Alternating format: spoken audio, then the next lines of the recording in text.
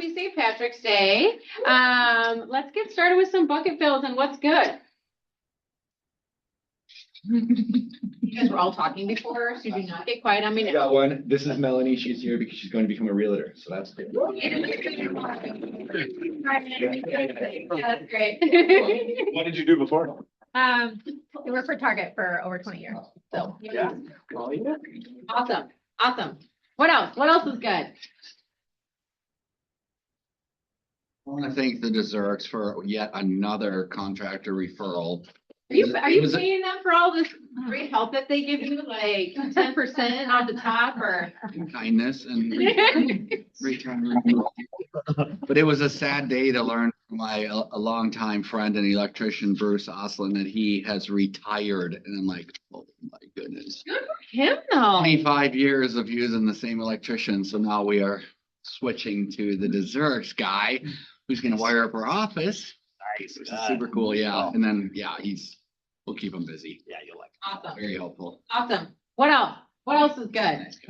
For people who watched in a little later, this is Matt. He's new to our office, so. First day. Matt. First day in real estate as well. Love it. Love it. But that, you got a sale yet? What's going on? Hi, this is Nina. I'm online. And I just speaking of the Desserts, I just wanted to thank Ben for collaborating with me on a listing that went live over the weekend.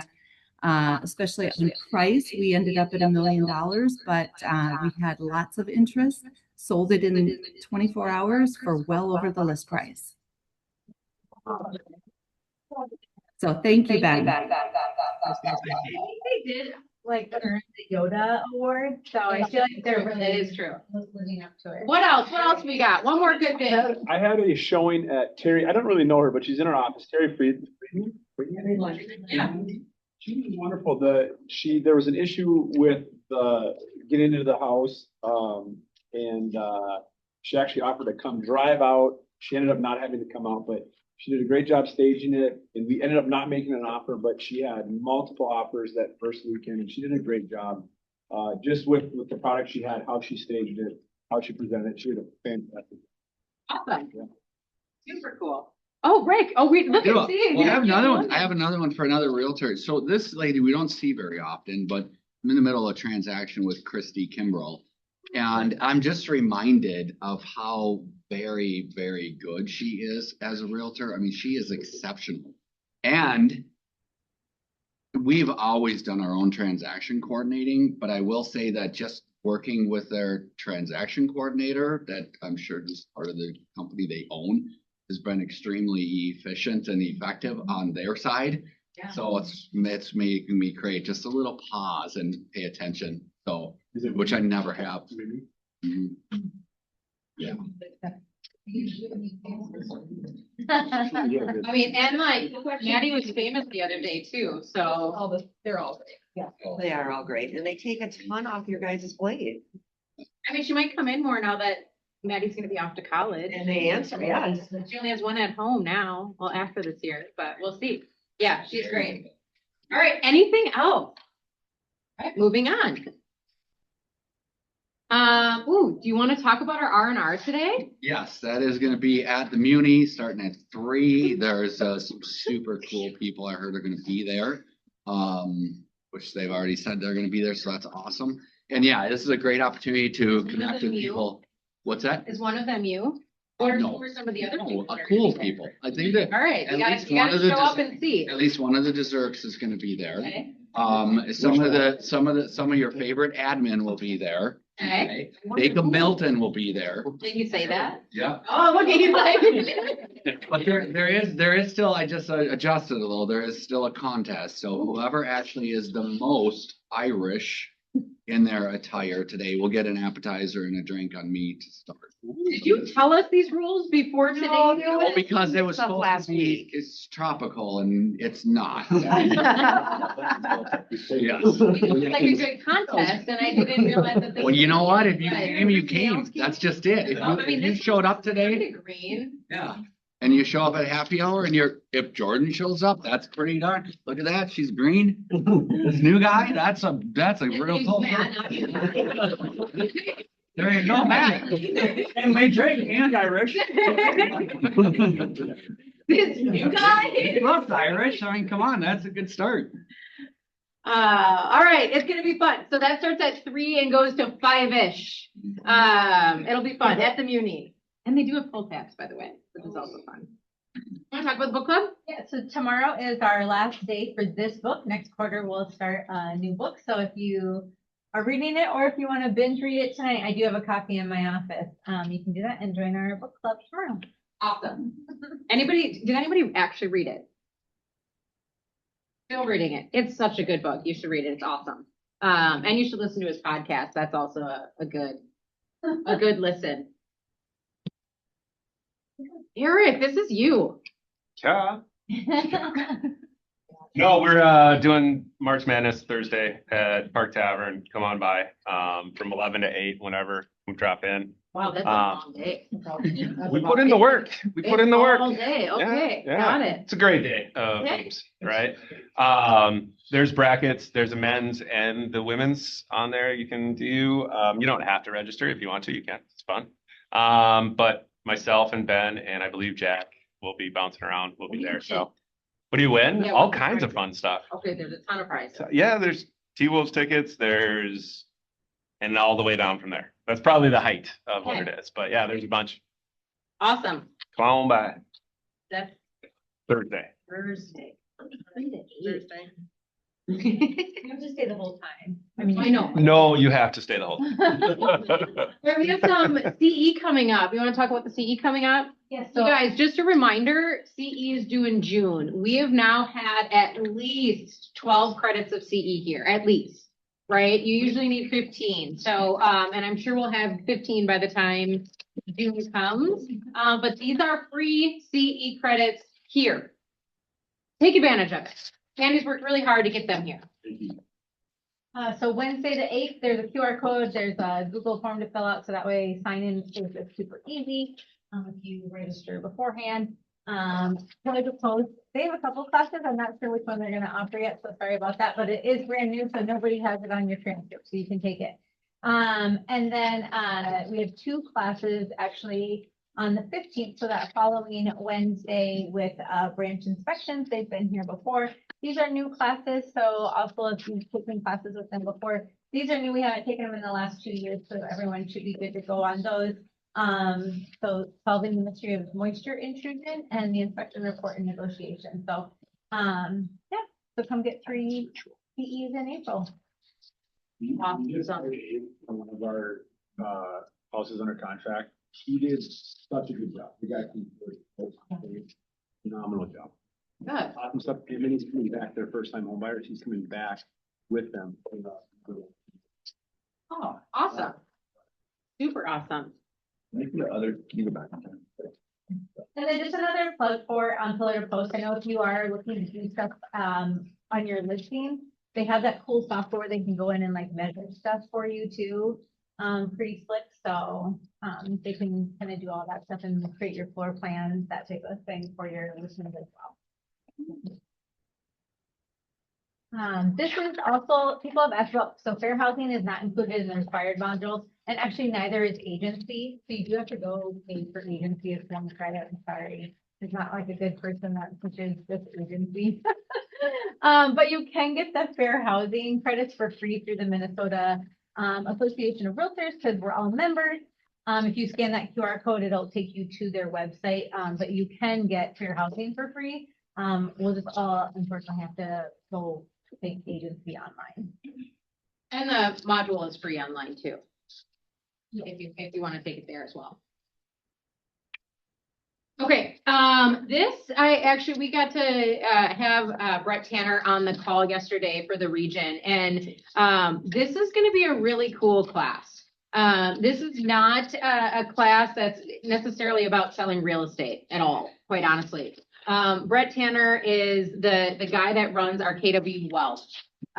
So really this workshop is to talk about where you're at, right? Where your net worth is now. There's zero judgment on where it is, but if you want it to be in a different place, this is actually giving you the tools and different creative ways to increase that, as well as some of the tips that he does in his wealth his wealth series, right? So I think, you know, part of what he said yesterday, and I truly believe it because it's how I got into real estate. He was an investor first, then he became a real estate agent, and so many of us do not actually invest in real estate. Yet some of the wealthiest people in the world, that's how they got wealthy, is through real estate. And we have it at our fingertips, yet we don't do anything with it. I often ask why don't we, right? And sometimes it's like, oh, I don't know how to, or, you know, I don't have anybody to do it with. He's going to give some great options on that, right? So it doesn't have to just be buy and hold. It doesn't have to be flip. He has a whole bunch of different creative ways to, and kind of streams of income. This is going to be, when is it? April 23rd. We only have about 55 spots left for this, right? So it's incredibly limited in regards to who's going to be able to go to it. It's not recorded. You won't be able to see it again. So if you want a spot in this, I would actually sign up in the next few days. It's going to be at the Maple Grove Market Center. I'm going, Heather's going. It's going to be a good time. Who wants to have a higher net worth than they do now? Anybody? Yeah. How much is it? You guys are good? That's totally Amy, cool. how much is it? 167. What is it? 167. 160. It's a weird, it goes through Eventbrite. But But- I'll just say it, since it's at the Maple Grove Market Center, it is going to be a really small room. And Brett Tanner, kind of like, he would get paid probably a lot more to do something like this. So to have him in that intimate setting where you could go talk to him on a break, so much information. Like he just has so much information. So just to even be in that small room with him, and the other people in the room, right? They're all kind of on that same track. So Hey, Derek, I don't mean to call you out, but do you have anything to say about Brett? I know you're in his wealth group. Yes, good morning. Thanks for calling on me. There. Yeah, no, you know what? I think his message, Brett's message, is really valuable, and it is something that I think everybody needs to hear, whether they're investing in real estate or anything else, because what he talks about is all encompassing. And I'm part of the mastermind group that is part of what KW Wealth is, and in that it's like a very holistic approach to wealth and really how you're running your life, as far as you know, your time selling real estate, but also putting in your time to make sure you're building wealth, and at least taking the steps now that are possible now that may have a huge impact on you, you know, 5, 10, 15 years later. So I would recommend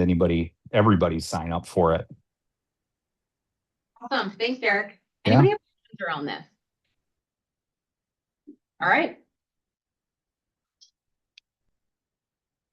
Okay, so you guys probably know we have a new broker. We announced that.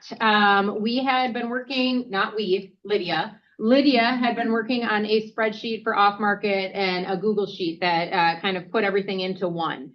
We are now combining that with the Edina Market Center. So you now have all of our off markets as well as all of Edina's off market listings. That means that we are now dual agency with them. We are still two very separate market centers, right? However, Matt is both their broker and our broker. So we get to share open houses. We get to share off markets. So now it's just kind of opened up a whole new window for you in regards to where you have listings, and going from 148 agents to essentially well over 300 agents and their off markets as well. Do you guys have questions around this?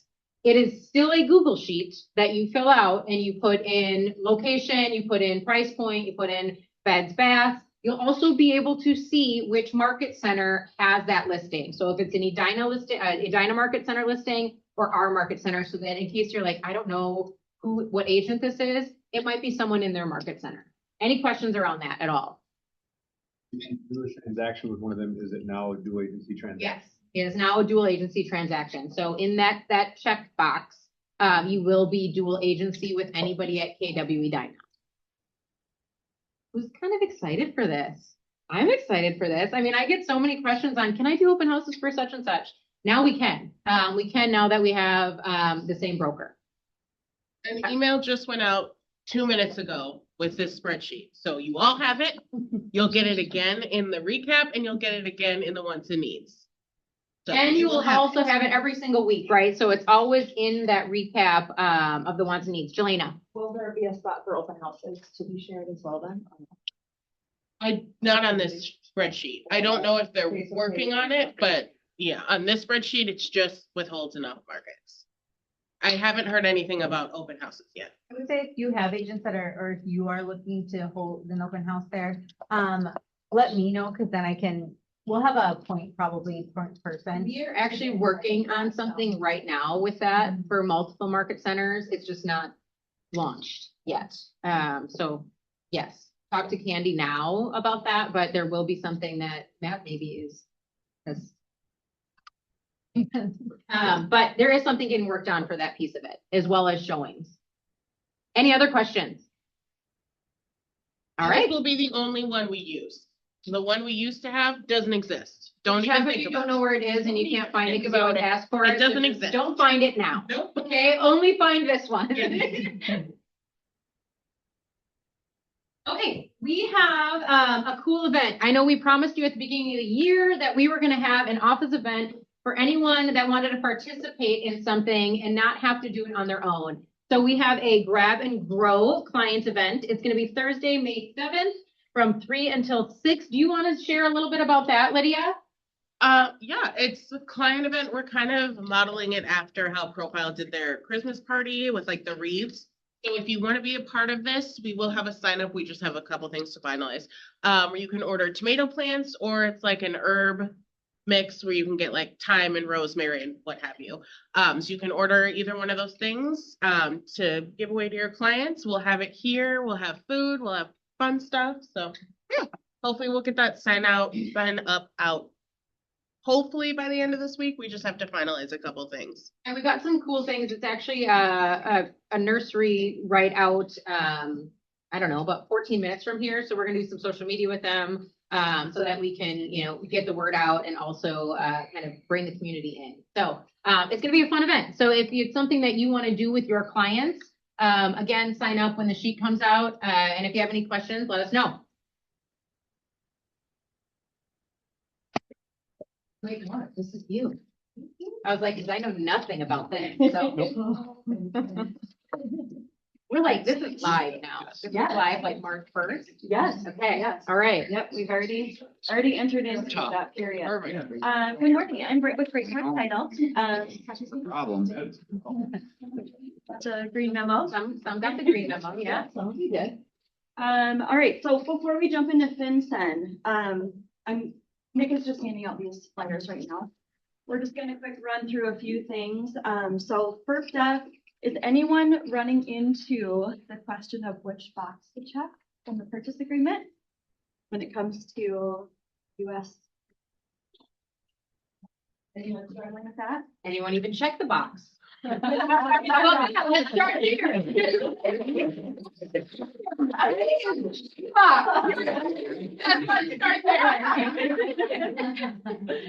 All right, so just make sure when you are reviewing your offers and accepting them, that you are double checking that FERPTA status, okay? If they are a US citizen, or they have a valid green card, or they can pass the US substantial presence test, then they are considered a US citizen for that box. If those do not apply, there may be FERPTA withholding, so make sure you check the appropriate box, check in with your title company to make sure there's enough proceeds to cover those withholdings. Anybody have, of course. So Of course. in the event that a purchase agreement, in the event that I send the purchase agreement over and it gets accepted and they switch it, because when I'm writing on the buy side, I'm always going to assume that the seller is a US citizen, so I will check in the offer that they're a US citizen. And when they uncheck that and send it back, what sort of negative effect could that have on my buyer? Well, if your title company doesn't do what they're supposed to do, then they could potentially have an IRS lien filed against their property. That's the problem way to do it, right? I do the same thing. I say they are and then wait for them to say something about it. That's. I don't think we should probably assume anything on a purchase agreement, but Matt, are you on this call? Yeah, you should always check it, yes. Why would the buyer's agent, forgive me, but why would the buyer's agent check the FRPTA status for the seller? Because, Shouldn't the seller's agent do that when they sign well, the? it's on the offer, you know, it's an opening on the offer. It's something that you can check or not check. So to- Seller's disclosure. Oh, so you, essentially you're pulling it from the seller's disclosure? Yeah, you could pull it, I don't, yeah, but yes, you could obviously do a better job and look at the seller's disclosure, but Okay, just, I think in, because our responsibility is to our buyer only. yeah, And it's extremely important to verify, so I want them to change it if I'm wrong. You know, so we always check that it is, that they're a US citizen, and then, you know, if they're not, obviously, then we've got an issue with the purchase agreement. We want to make sure that that gets flagged, so. That makes sense? yeah, so in a transaction, if the seller is not a US citizen and FRPTA withholdings are required, Yep. then we, as a title company, we connect with the seller's representation, their title company or their agent, providing us with that documentation. So that is like the trigger point there in where we step in to ensure that the tax withholding is held to protect your buyer. Yeah, and if the tax withholding, if something goes wrong, then there could be a federal tax lien against the property. Correct, and so. Yeah, so we are either holding the tax or we are obtaining the FRPTA statement signed by the seller advising that they are a US citizen. So we're doing one of those two elements to protect the buyer at all costs. Very important. Thanks.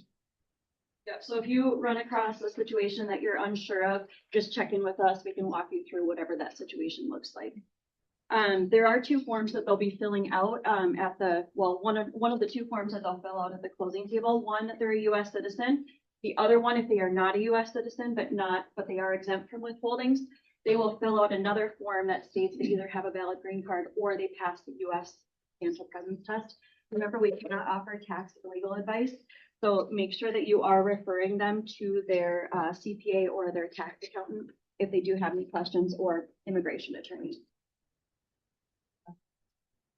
I don't think Matt's on or he's not available, but I will have Matt do a video on this piece because I'm interested in what he has to say about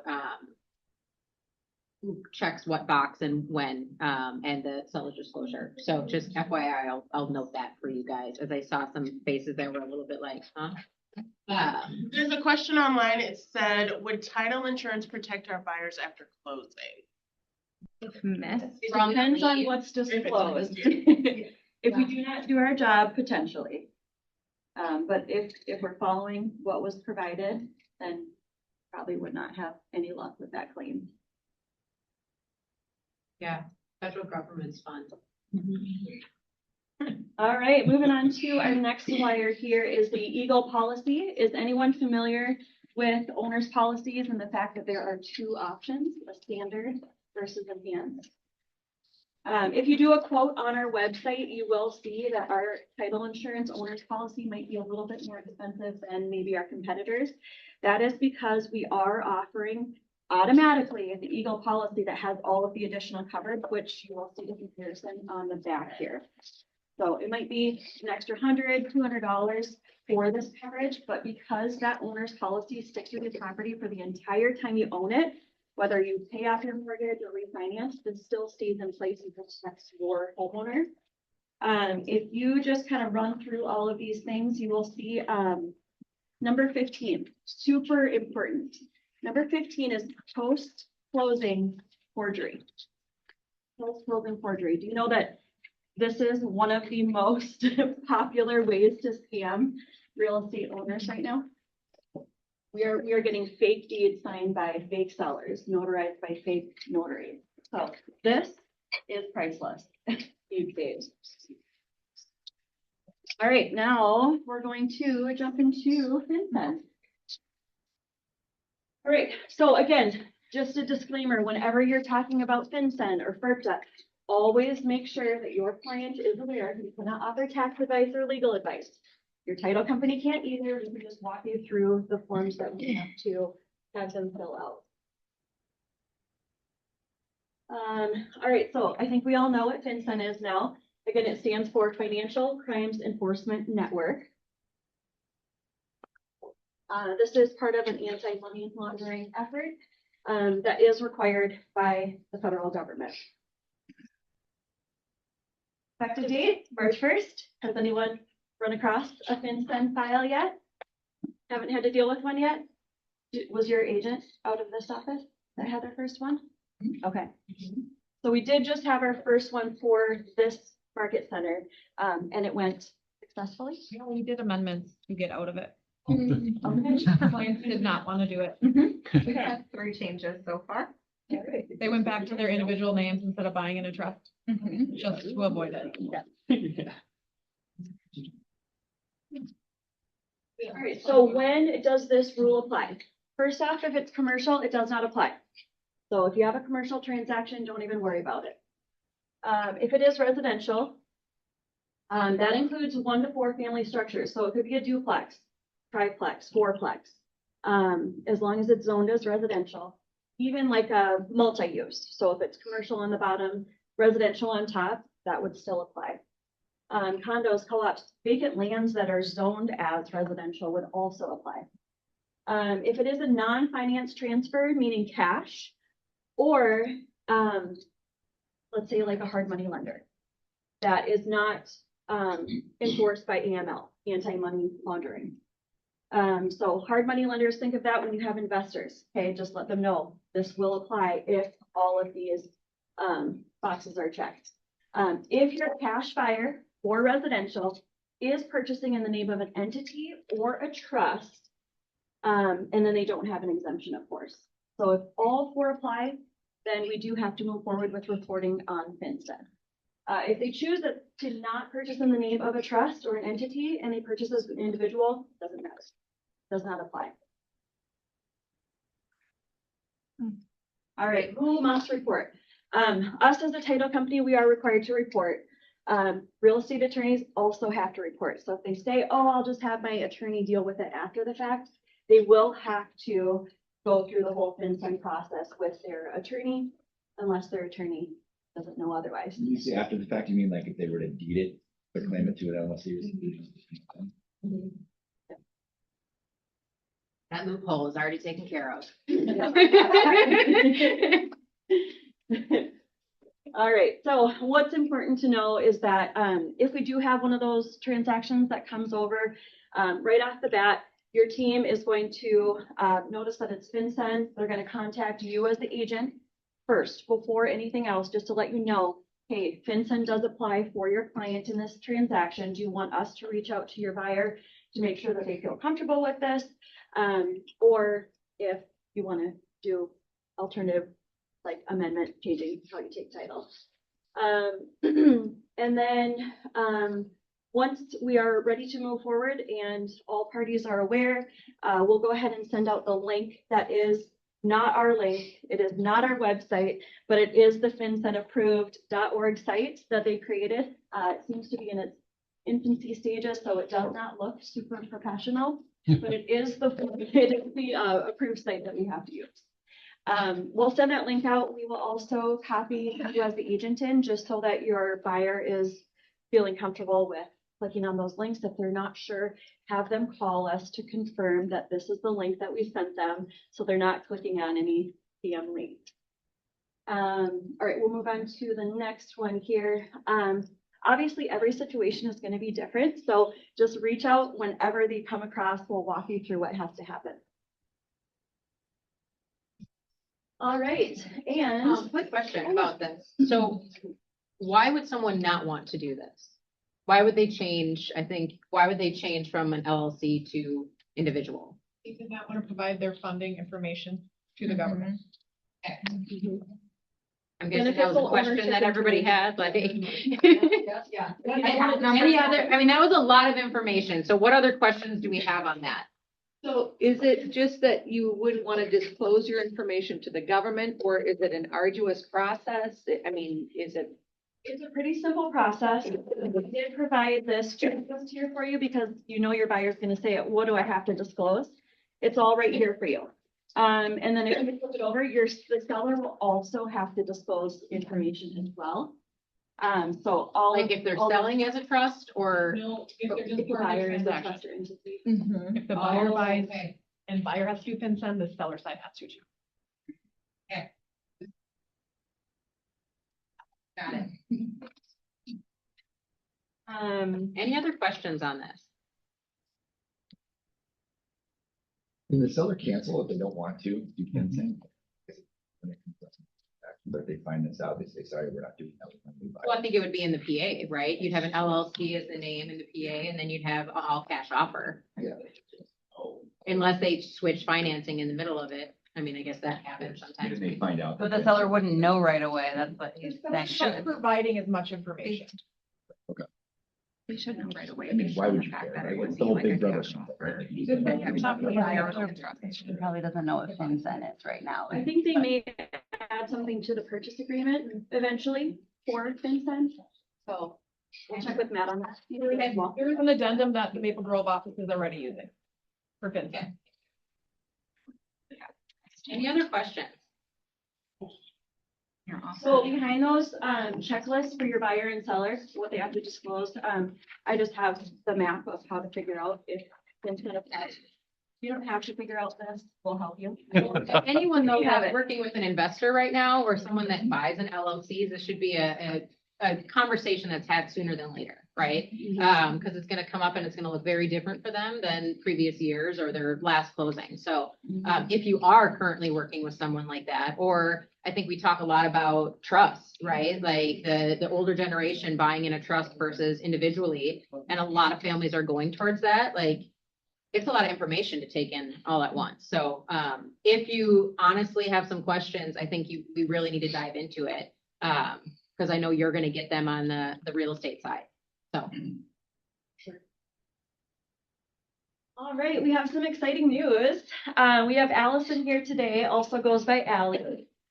She has just recently joined our team here, Team Mel, so you'll see her face in Minnetonka from time to time. She has 22 years of experience in real estate, so we're super excited for her to just be an extension of Mel and Jackie and help support them so that we can continue to provide the excellent service that we're committed to for you guys. Welcome.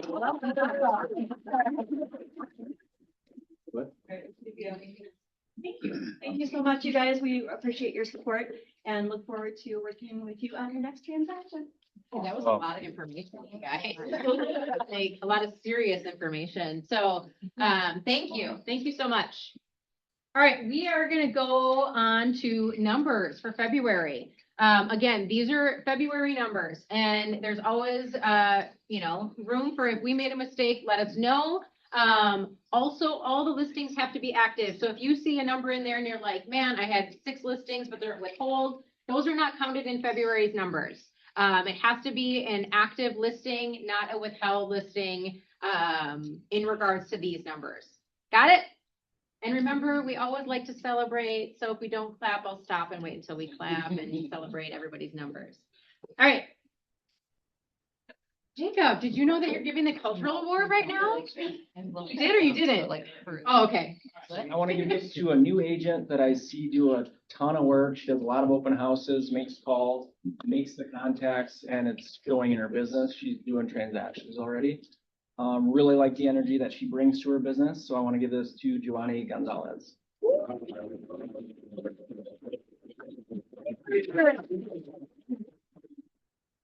She's doing CE right now, so. Oh, love Johanny. That's awesome. Super cool. Okay, wow, we've got lots of faces on here. So we have Nathan, Joey, Brianna, Scott, Whitney, Trustee Sandy, and Destiny. Welcome, all of them.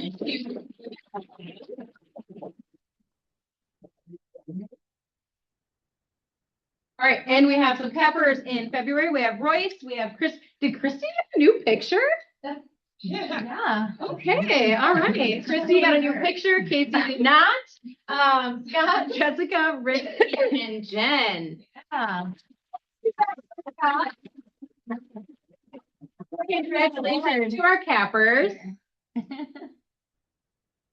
All right, and we've got Deja's first closing. Honey's first listing as well.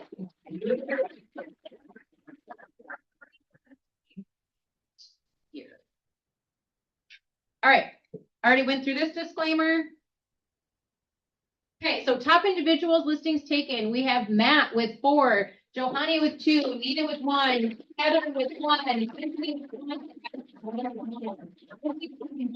Matt Stroll with 2.7. We have Johanny with 1 million, Nina with 569, Anthony with 349, Alex with 310, and Heather Terry with 150.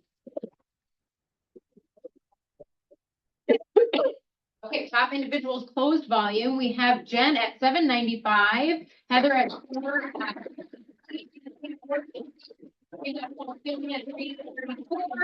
Terry at 275. With GCI, Jen's in the number 1 spot, followed by Paul, Anthony, Heather, and Terry. How loud and annoying those things are. All right, top individual teams. We have Brahma Real Estate team with 2, and we have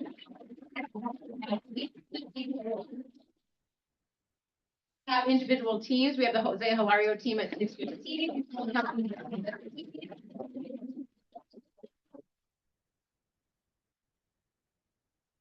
Closed GCI, the Jose Hilario team, and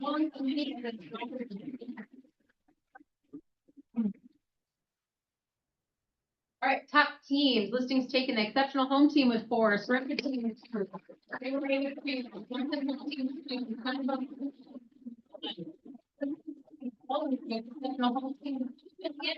Surrender team with 1, Marie with 840, Johnson with 523, and Steinbach with 385. Top teams closed volume, the Sarepta team with 6.5.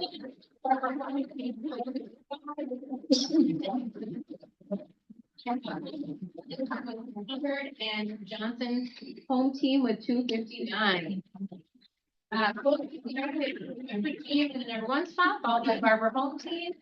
Home team.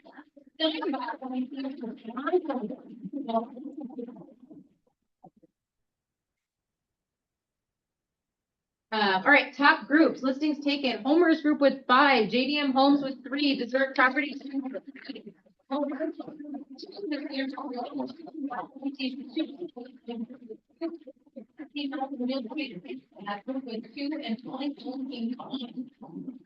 Listings taken volume, Homer's group with 5.8 million, Lakeland.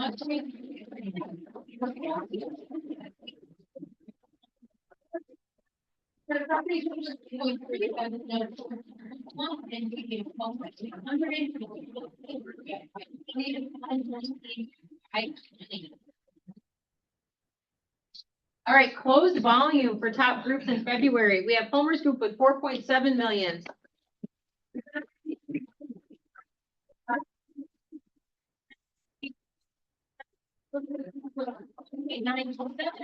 JDM Homes 1.5 million. Closed GCI, we have Lake and Luxury in the top spot, followed by Homer, Desert Properties, JDM Homes, and Bethany.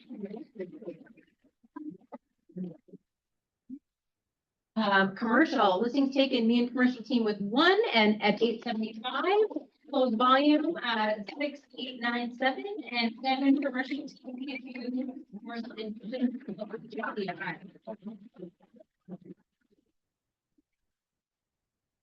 All right, so year-over-year comparison. So last month was kind of an interesting month, and I'm sure you guys felt it a little bit. Am I right? February was interesting. January was actually a really great month to start out the year. Normally that's a little bit lower, and our January was actually quite a bit more than the year before. For here, we kind of compare 2026 to 2025. So closed units, we were at 59. versus 56. Closed volume, we were at 29 versus 33, which I think this is an interesting number to look at, right? So when we think about last year, we had closed less units, but we had more in volume. So we talk about that a lot, where the volume was really high for quite some time, even though our units weren't there. And we can kind of see that switching a little bit. So something to think about. I wish Rick was in here. I always laugh at me about units versus volume. With that volume shifting a little bit, do you guys feel that? Yes, no? A little bit? Okay. So listings taken, we took 47 versus 46. Listings taken volume, the same thing. 29.5 versus 35.8. That's a pretty big difference for just one unit, right? Listings sold, we had 24 versus 25. Listings sold volume, 10.8 versus 15.3. And then contracts written, we had 60 this year versus 55. Again, I don't really count contracts written because if you notice, it is either the exact same or close to our contracts closed because we do not submit our files until they close. So I would not say that's necessarily a windshield number unless we get our files in right away, right? So otherwise it's kind of the same, or that's how we have to look at it. Contracts written volume 31 versus 28. And then closed GCI, we were at 922 versus 817. So when you look at that number, right? That's a pretty different number when you look at what the closed volume was. Like in comparison, right? So either we're taking more commissions, more listings versus buyers, or we're asking for more, right? Because that GCI is higher than it was last year when we actually closed less this year in volume than we did the year before. And then profit share, we were at 187 versus 780. What things do you guys notice about this?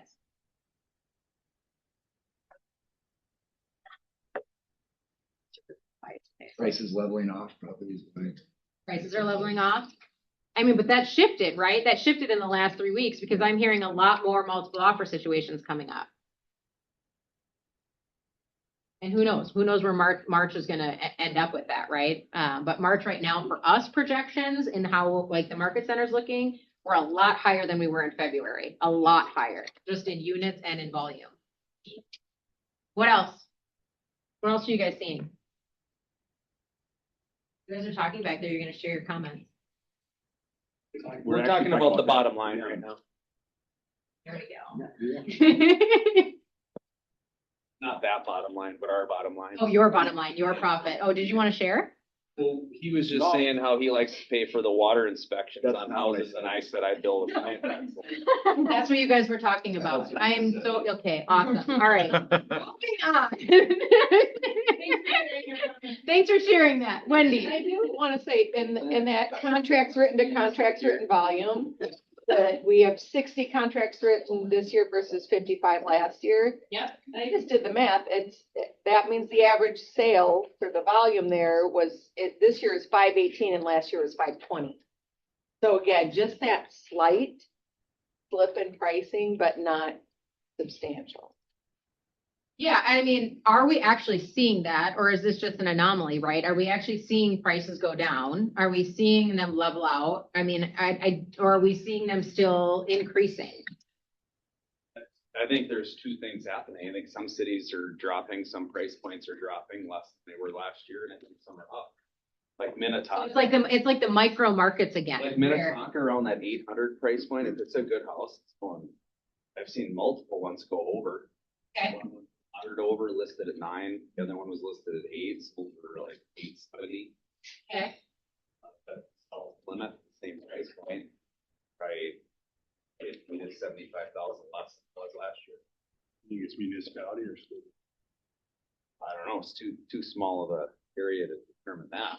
I do think Minnetonka's pretty hot. Okay. Just in general. Okay. Some of it's the economy, like the higher end stuff seems to almost be going up more and selling quicker than maybe what you would consider some entry level stuff where it's challenges in the economy are hitting certain parts harder maybe. Yeah. Well, I think that's true, right? And a lot of times it hits luxury first and comes down, and that's how we get the entry level back to where it's like affordable, right? I don't think we're there yet. Like, I don't think that price point, I don't think anything's like shifting completely. Because once that top price shifts down, then it kind of falls into play with everything else. And I think it seems like it's staying steady, but yet there's a lot that's sitting on the market still too in that luxury market. What other comments?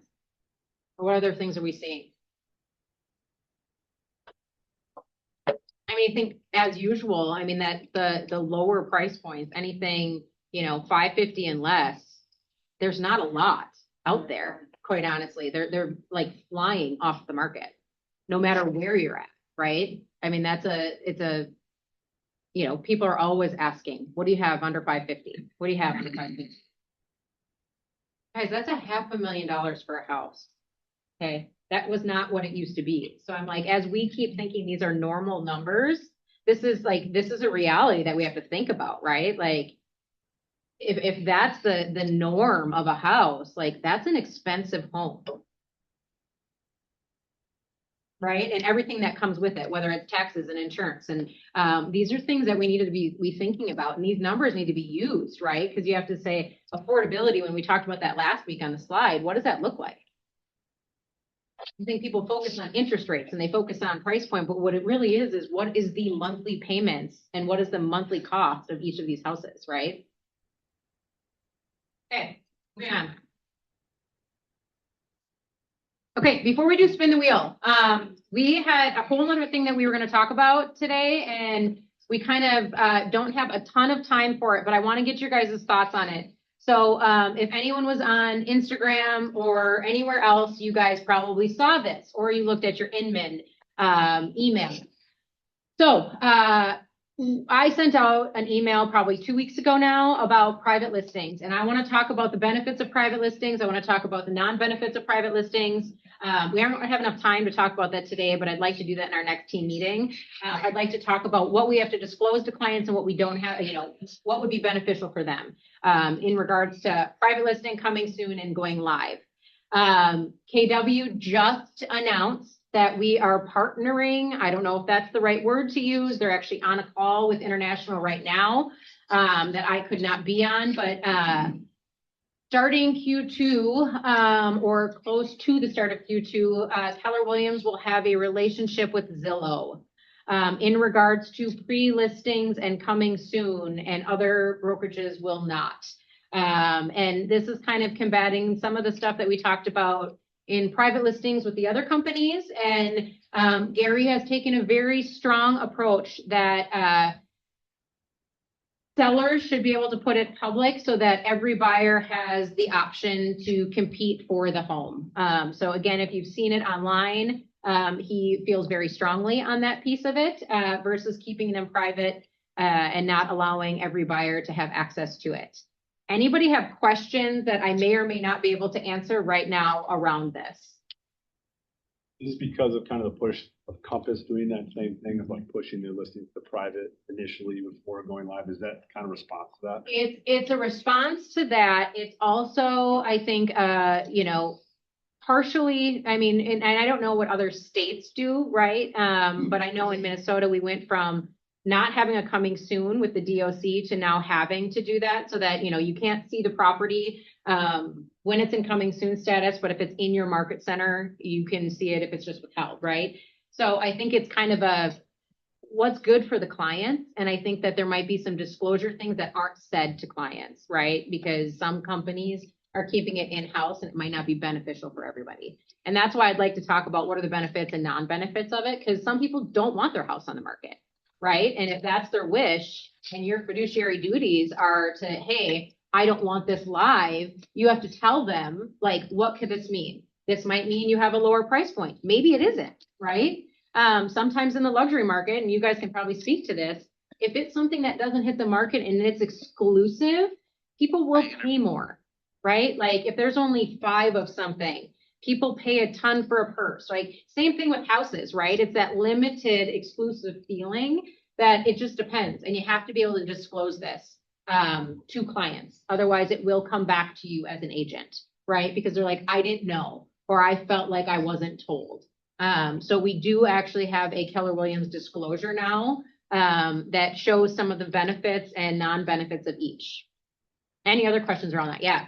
When we unpack this more, I'd like to know what the impact is of that Compass Anywhere merger and how that impact, because I think that is something that impacts the real estate market in general, and I don't understand it. I don't think they understand it.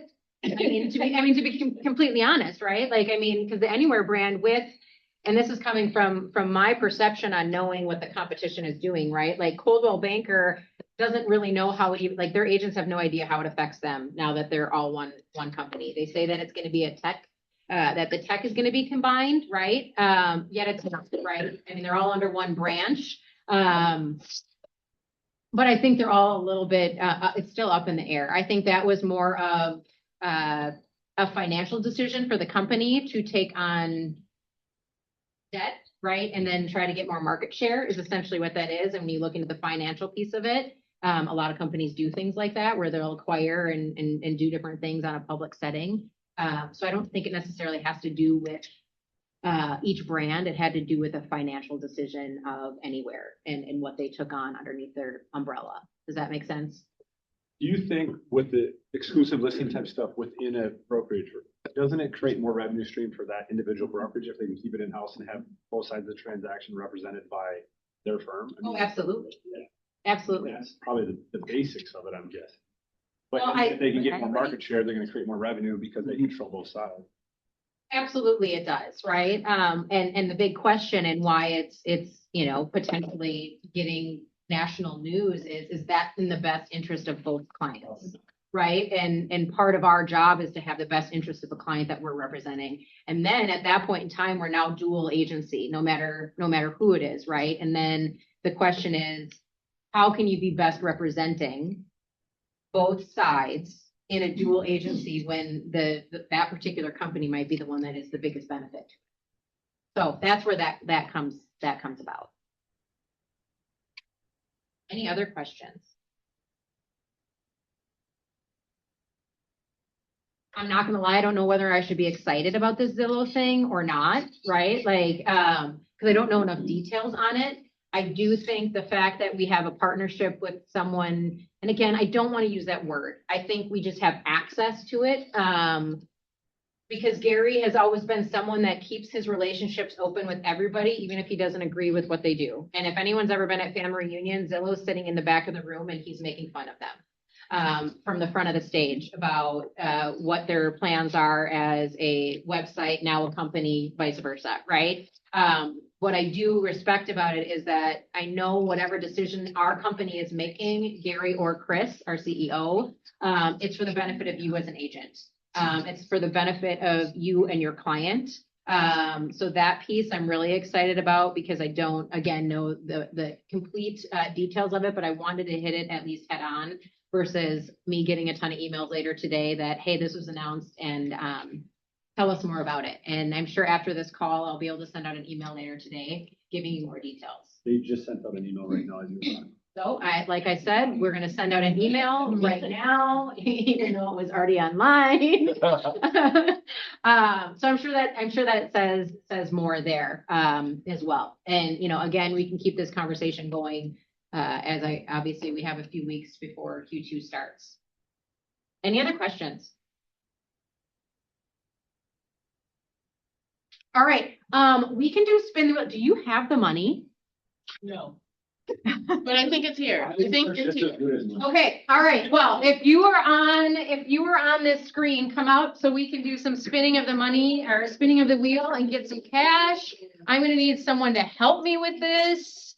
And then wants and needs. So anything that we have for new listings, buyer wants and needs, let's kind of shout those out as we're doing this.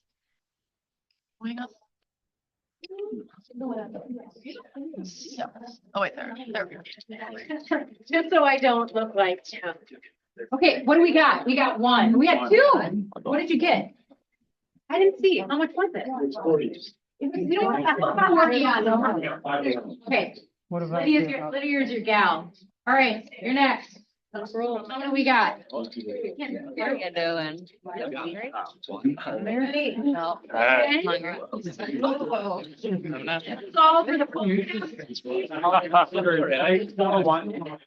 Yeah.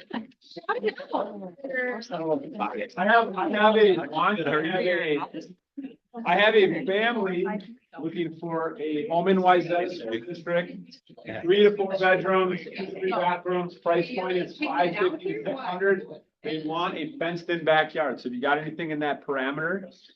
Wayzata School District? Yeah, good thing we were. Backyard, give me a call. Text. One, you have to write the other one, you might be able to get $2. Right here. Might be a negative one on that, you never know. Oh, that. Negative one. Yeah, he's doing money. 11, you got 11, go back to Lydia, what do you got? 3. There we go. Ready for your, I'll give you my. Oh.